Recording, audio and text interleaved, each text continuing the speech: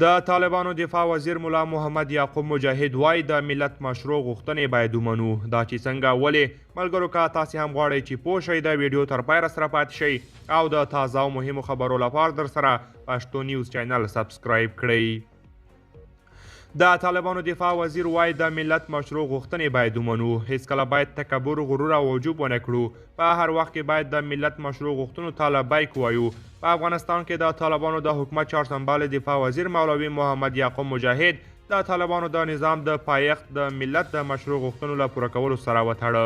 دا په یوه اونۍ کې څو هم طالب مشر دی چې په یوه ډول د خپل مشرتابه تر غوږونو دا ډول غیر مستقیمې نیوکې یا ګیلې رسوي. ښاغلي مجاهد دا څرګندونې کابل کې له افغانستانه د شوروي ځواکونو د وتلو په مناسبت یوې جوړې شوې ناستې ته کړې دي. مولوي یعقوب مجاهد وایي هیڅکله باید تکبر، غرور او عجوب ونه کړو. په هر وخت کې باید د ملت مشروع غوښتنو ته لبیک ووایو او هڅه وکړو چې دا ملت په ځان باندې راټول کړو. دغه طالب چارواکي زیاتوي د دوی د حکومت بدیل نشته او که څوک یې بدیل لري یوه بېلګه دې یې وړاندې کړي، خو ټینګار کوي له هرې ممکنې لارې بر دغه نظام ساتنه کوي. مولوي محمد یعقوب مجاهد زیاتوي هیڅوک باید له ناخوالو د ډکو پخوانیو حالاتو د بیا راتګ په تمه ونه اوسي. هغه په وینا ټول باید یو بل وزغمي او دې ته بیا اړتیا پېښه نه شي چې افغانان د بلې خپلواکۍ ګټلو ته مټې راونغاړي.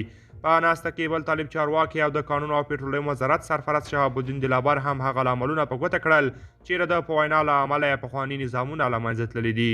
قدرمنو دوستان، دا وه زموږ د نن ورځې چمتو شوي ویډیو. که تاسې د ویډیو په اړه کوم نظر لرئ موږ سره یې کومنټ کې شریک کړئ.